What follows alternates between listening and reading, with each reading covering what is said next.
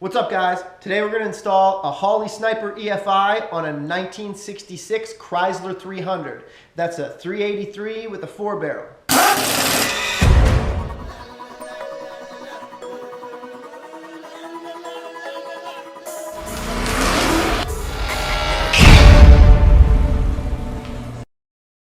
So this is a 1966 Chrysler 300. It is getting a minor restoration and some upgrades. Check it out.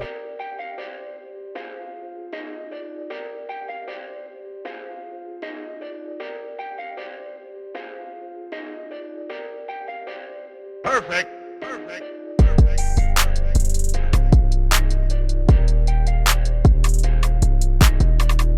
Getting ready to pull off this old Holley, just marked vacuum lines, fuel lines, stuff that we're taking off. We're gonna have to remember to put back on. Gonna loosen up these bolts, our nuts on all four corners, and we're gonna pull the carb off. So just gonna remove the throttle linkage. Fuel line.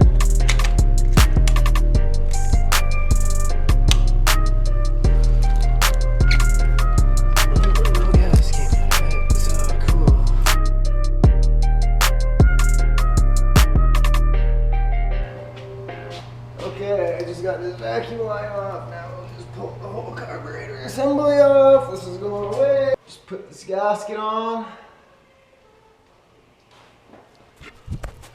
Now we're gonna set the jewel on there.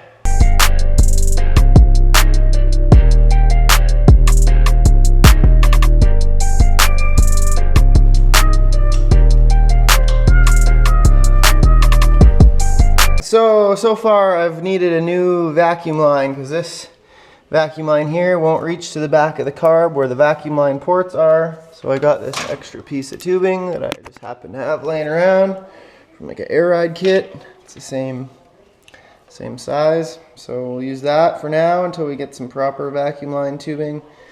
This will probably last longer, but whatever.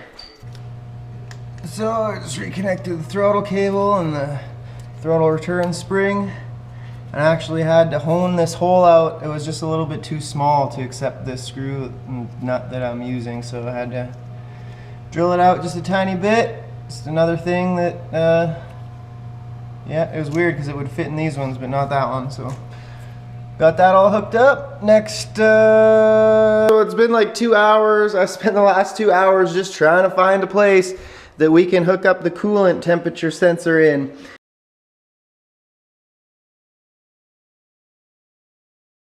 Yeah, whatever. So we gotta pull this out and we'll put the temperature sensor in, and then we'll move on to the next step, which is fuel related. A bunch of coolant's gonna come out when I pull this out. Oh! Whoops.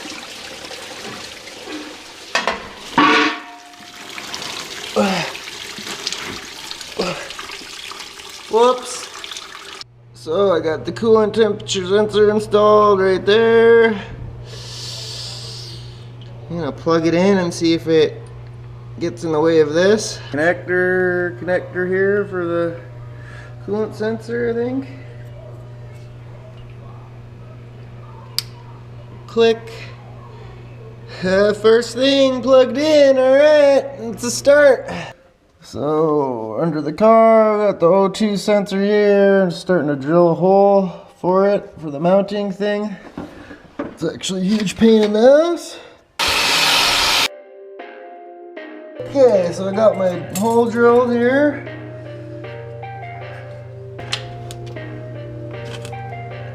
Perfect.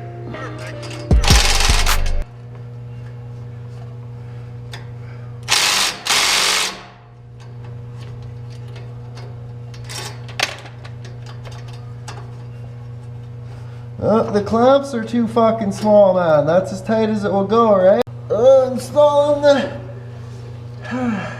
O2 sensor. So, negative cable on the battery. And we're checking for If the light will turn on. Yeah. Is it gonna stay on? No, it's not on during cranking, but it is on accessory.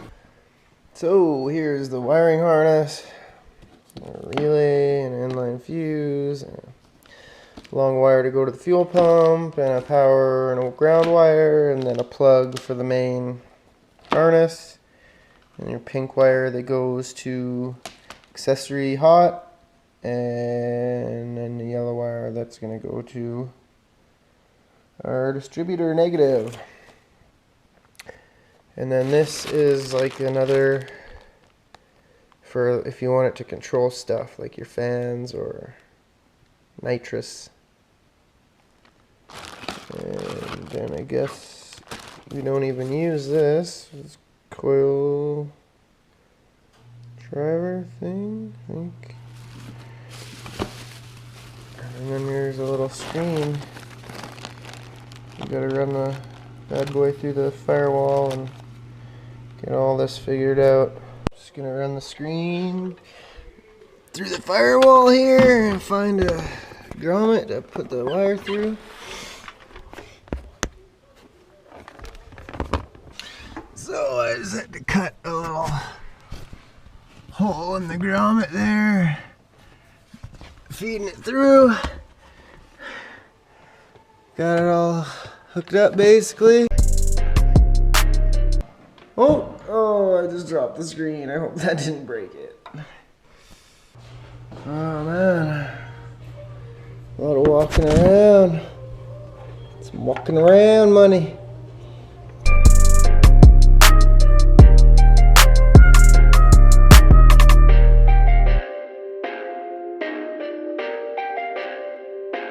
What's up guys? So yesterday we got the old carb removed. We got the Holley Sniper EFI installed. We got like the vacuum lines hooked up. We got the wiring all done, the O2 sensor, the coolant temp sensor. The last thing that we have to do is the fuel system now. And I ordered the master kit, they called it.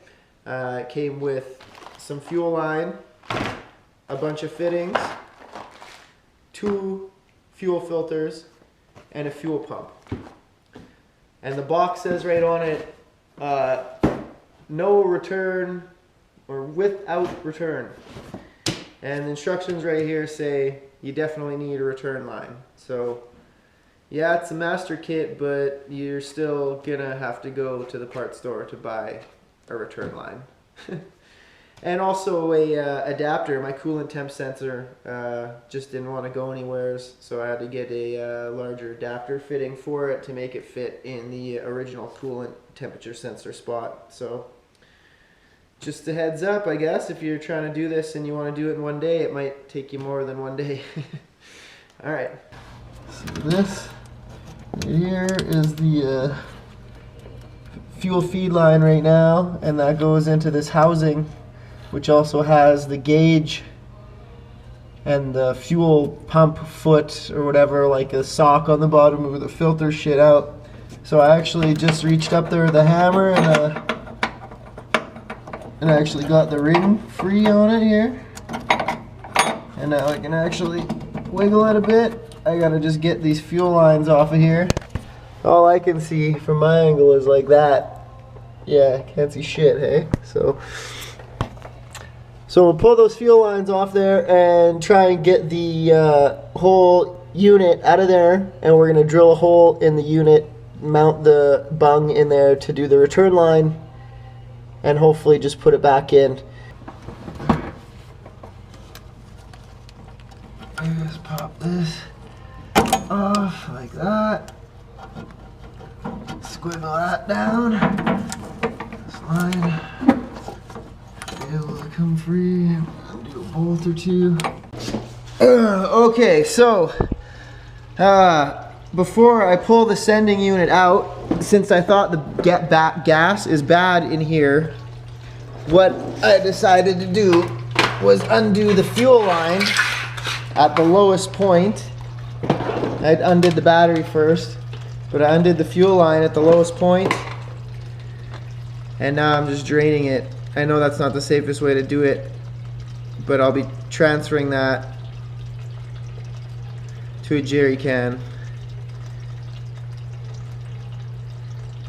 So yeah, draining the fuel tank. Once the fuel tank's empty, we're gonna get the fuel lines all assembled, get the sender unit out, get the return line drilled, get it all reinstalled, put good gas back in, and we should be ready to fire it up.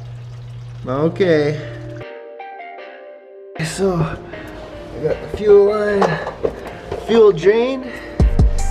I got the fuel line out. Now we're taking out the whole sender unit from the tank here.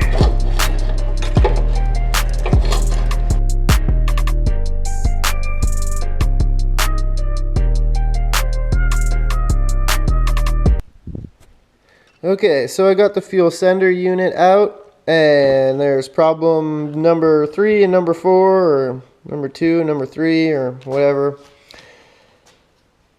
First problem that I think is probably an issue. You got to run 3/8 fuel line. This sender unit, the fuel line is 5/16. So it's just one size smaller.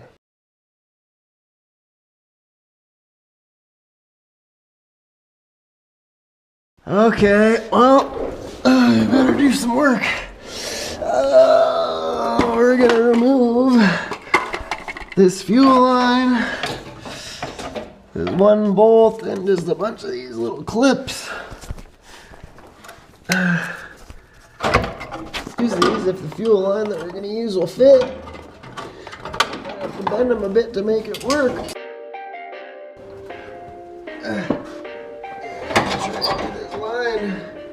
One actually went inside the tank.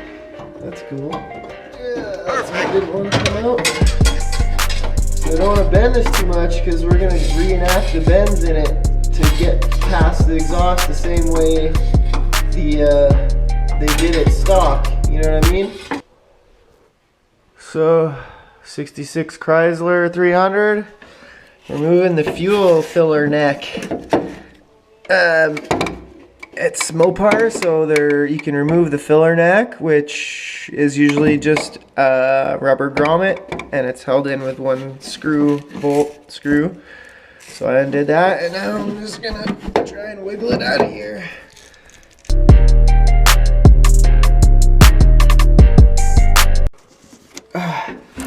Okay. Oh, there we go. Just twist it and pull it, and it should just pop out like that. Boom.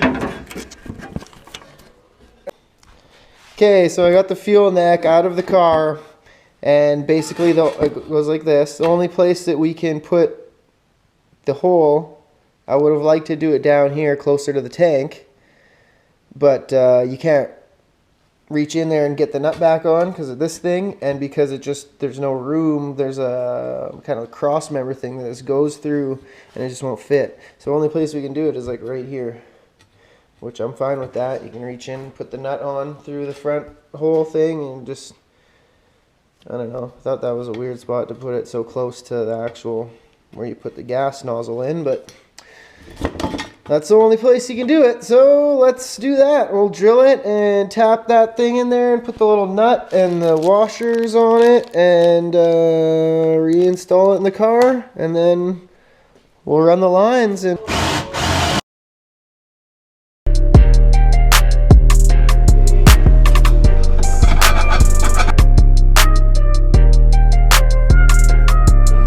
just putting this together here.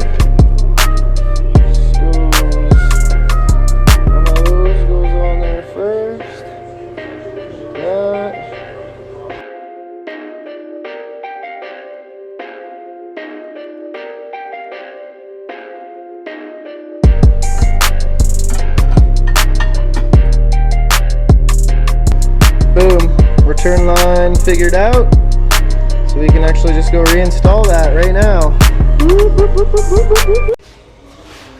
So there's the old fuel line, the smaller one. Here's our new fuel line that I just bent to the right shape. once we have it all kind of just tucked in there, we'll see how long we need. I think it's going to stop about there. And then that's where the first fuel filter will go, then the fuel pump, and then the next fuel filter. And then it's going to go to that rubber line and go the rest of the length of the car, which is, I don't know, 100 more feet. So I'm just assembling these fuel filter and pumps. I mean filters in the pump. Yeah, that's what I said.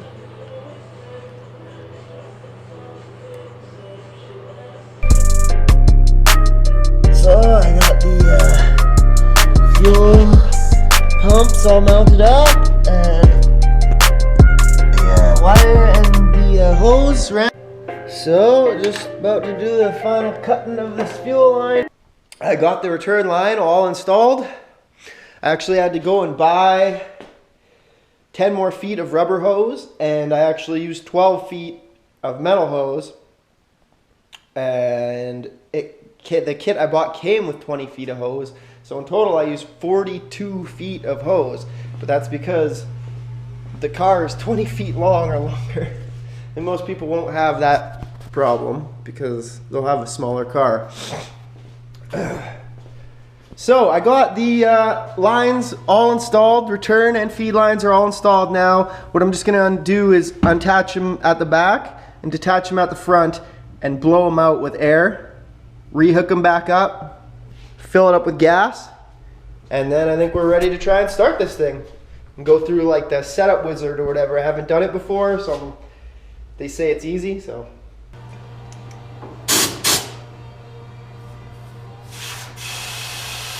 I just hooked the battery up. Just a tiny bit of gas in it. I'm just gonna turn it on and see if the screen lights up. I'm not gonna try and start it yet.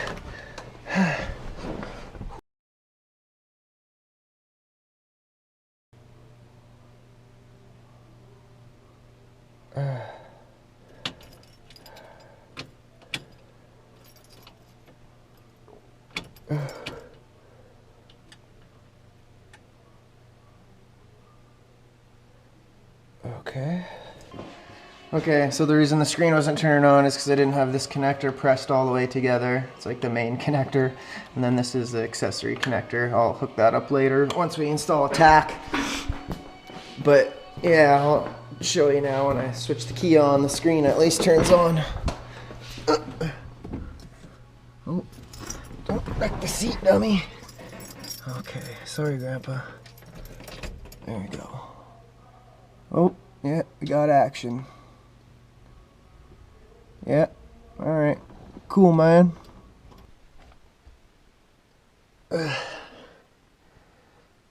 Okay, I'm just about to do the setup. Wizard. Number of cylinders, 8. Next. Displacement, 383. Oh, everything looks okay, no leaks outside, so I'm gonna try and start it.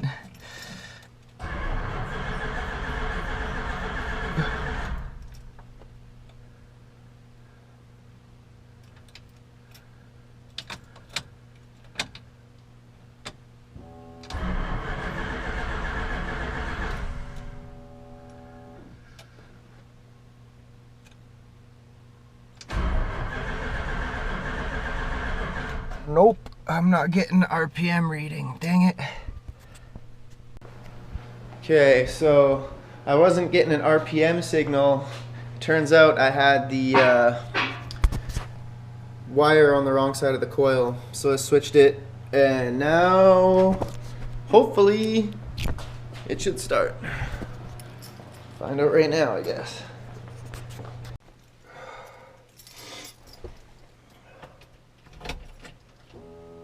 Oh, that's good. Fuel pump turns on. Screen turns on. Syncing. It doesn't sound like it wants to start, but we're getting an RPM signal now at least.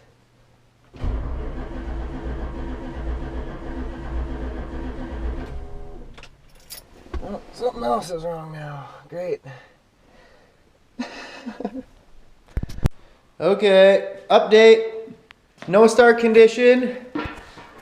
The Holley EFI is doing everything that it's supposed to do. Everything seems to be hooked up correctly. So the only thing I didn't do is verify the fuel pressure with the fuel pressure gauge like it said it's supposed to do, like you're supposed to do. So I got one now. Well, I've had one the whole time. I just decided to actually hook it up. And I go and take the high pressure side of the fuel line off, and not even a drop of fuel came out. Like, not even a drop. So clearly we have a fuel delivery issue.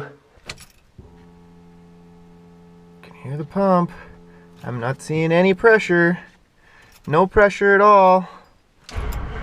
No pressure, no pressure, no pressure. Okay, no point in doing anything else. Let's check the pump and the tank. So I think I figured out what's wrong with it. The fuel pump did not have markings for positive and negative on it.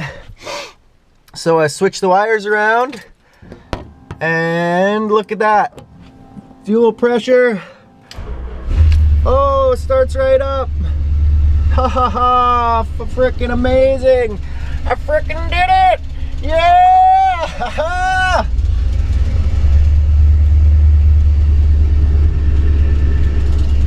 So that's awesome. We can finalize the installation. We'll take it down off the jacks.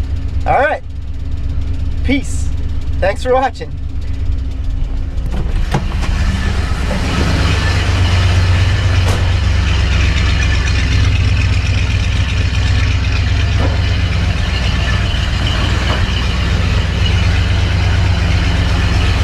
Yeah, boy, I'm so stoked. Yeah! Man, it seems to be running pretty good too. Way better than it did before on the regular car. Peace out! Yeah.